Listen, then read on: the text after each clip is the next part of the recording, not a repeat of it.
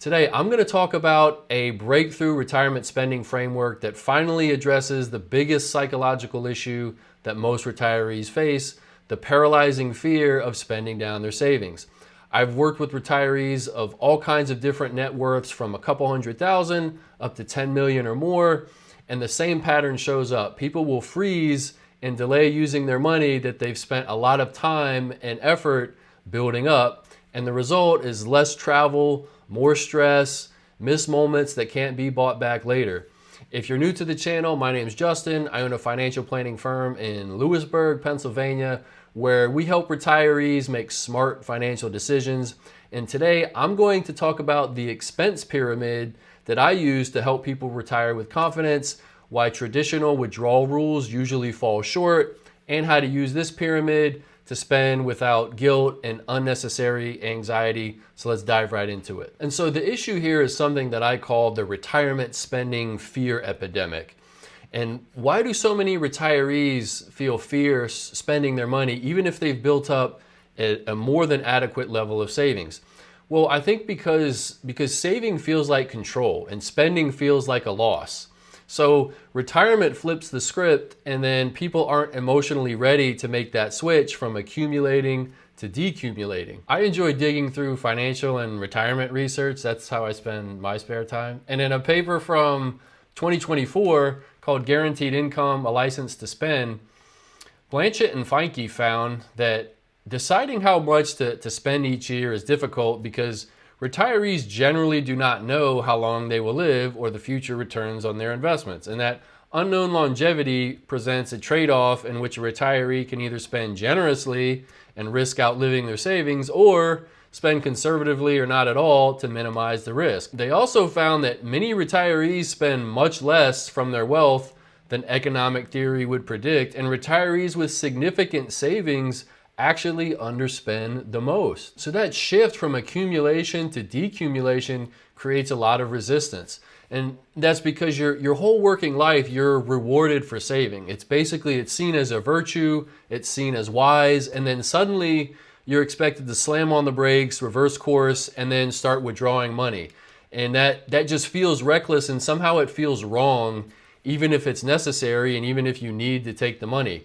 I'd say it's like spending 30 years carefully planting a garden, watching the fruit and vegetables grow, tending it, and then retirement arrives, and it's like somebody hands you a basket and says, okay, now go pick everything, right? So even though that's what it's all for, it just feels strange to start plucking the fruit that you've spent years nurturing and growing. And I find that emotional attachments create unnecessary spending anxiety. So many retirees view their portfolio as a security blanket, not an income or a paycheck generator.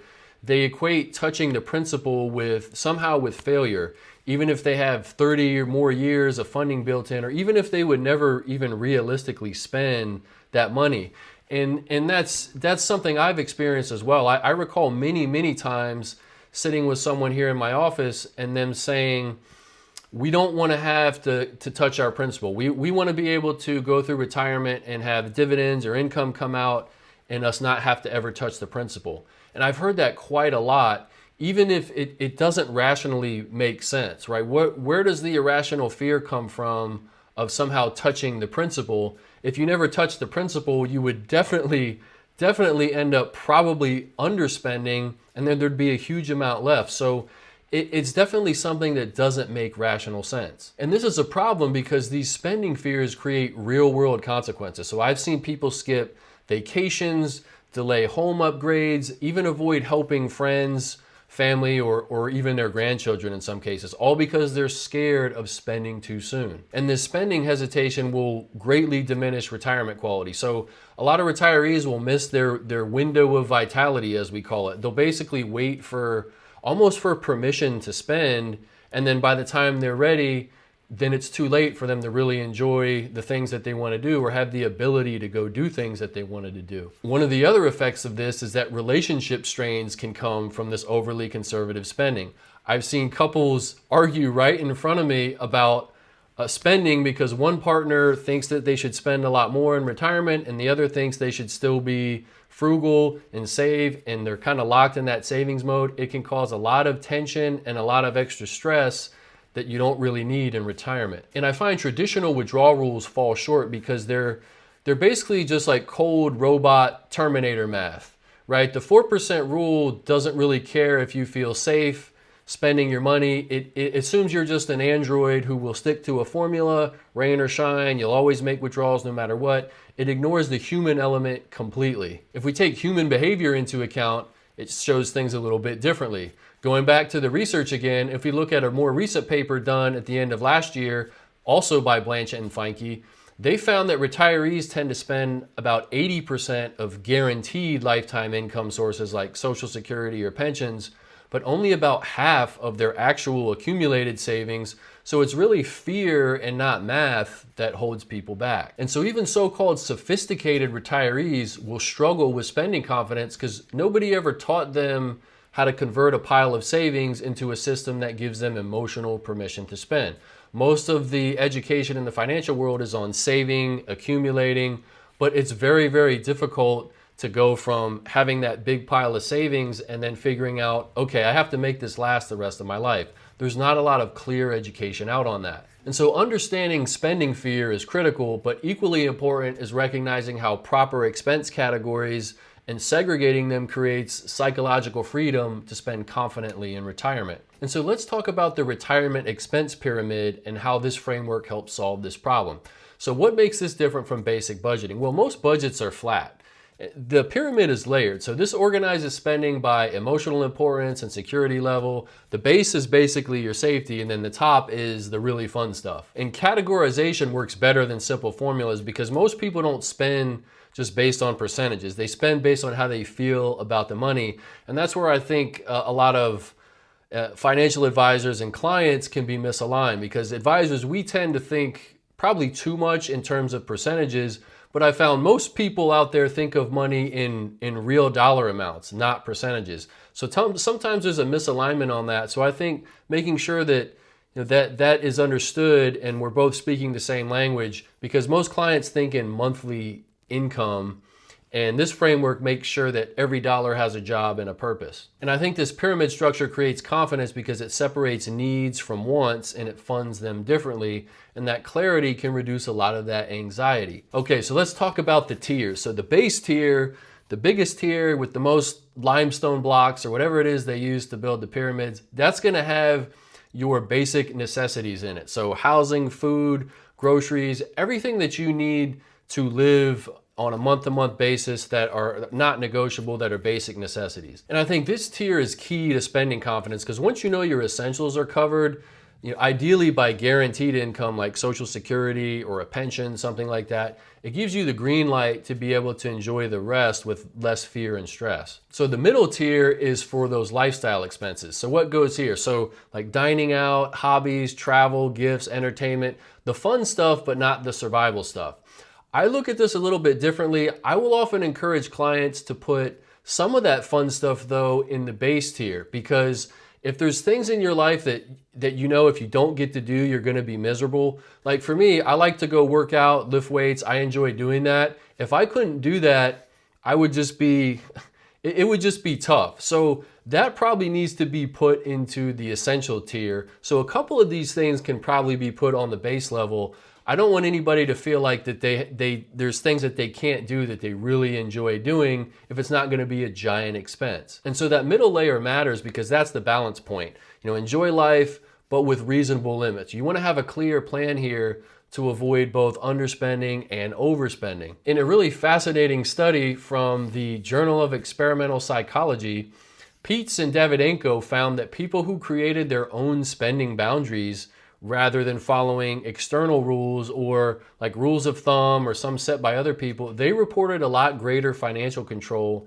and less guilt about spending, which I love this. This perfectly lines up with my own experience that I've seen.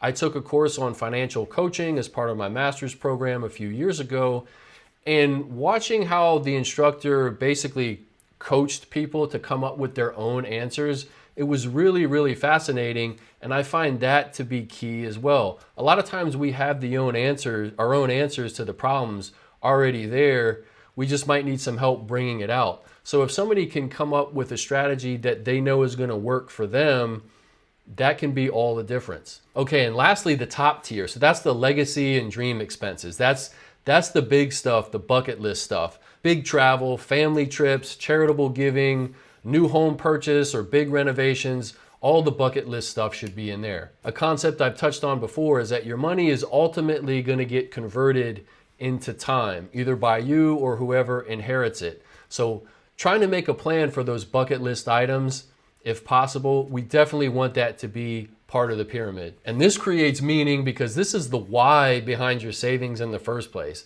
This is the whole point of saving, so you get to enjoy it, do those things that bring value to your life. This tier brings joy, purpose, fulfillment.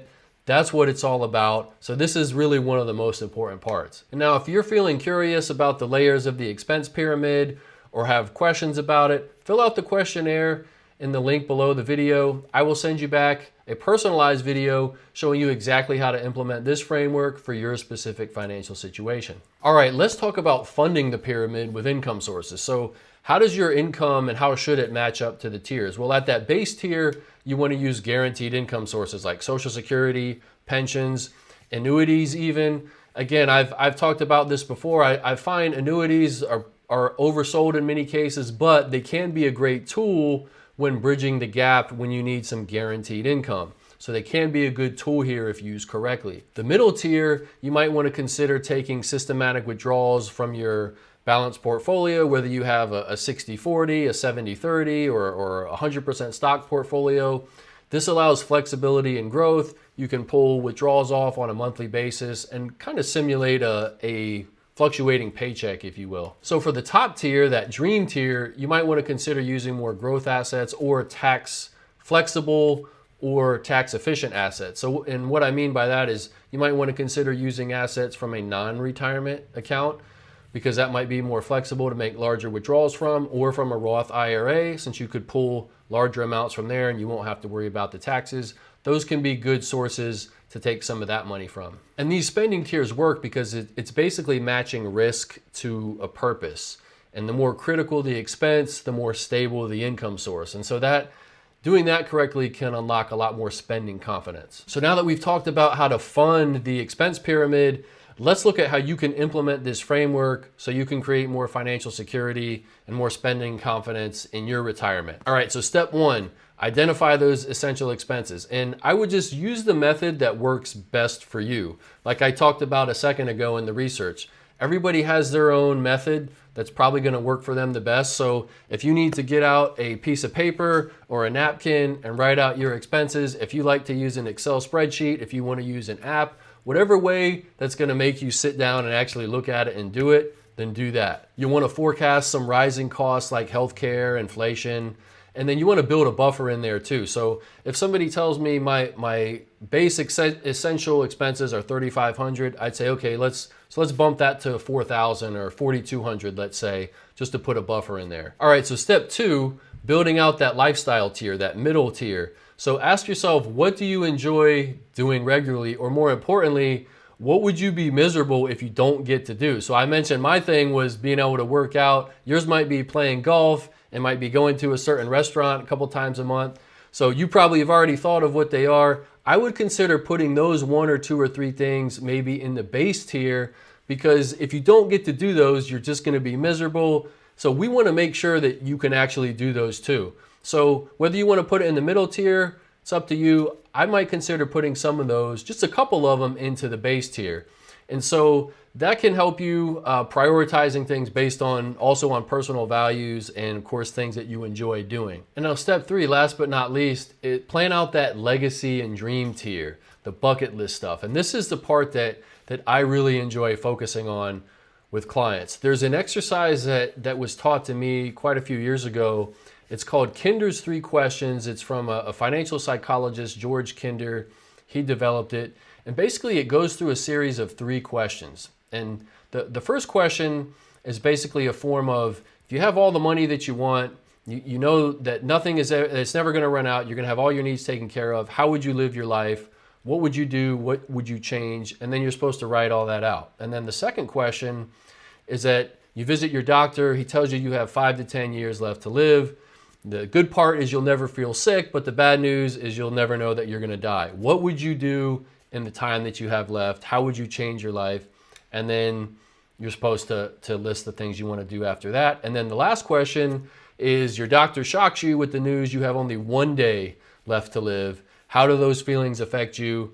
What dreams will be left unfulfilled? And then you write down the things you want to do after that. And going through that exercise, I've found was very, very enlightening. I've had plenty of clients go through it as well. A lot of times it can be very emotional, but it basically brings up things and lets you discover things that maybe you weren't thinking about that are important to you that you want to make sure that you do. And those are the experiences that basically you don't want to die without having done.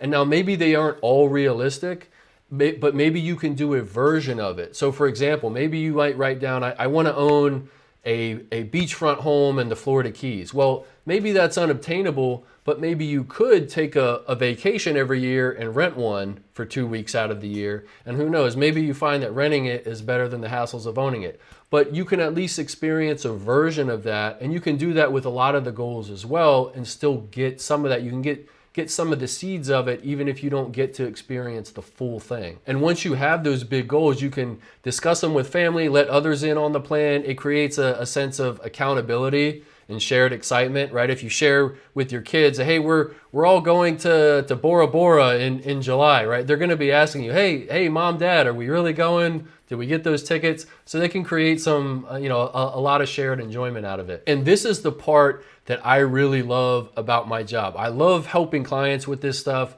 I love helping them find and bring these things to the surface and then see them do it. And then they come back and say, hey, Justin, look at this picture from this trip we took. We had so much fun. There is nothing that beats that. That is what it's all about. That's why I love this job. And so now that you understand how the retirement expense pyramid can create security, psychological permission to confidently spend, if you're looking for more help with your retirement plan, if you want to talk about this further or get a professional opinion on if you can retire or not, fill out the questionnaire in the description. I will send you a personalized video giving you my thoughts and seeing ways that I could possibly help. If I can help, glad to do it. Thank you for watching. I really appreciate it, and I'll see you in the next one.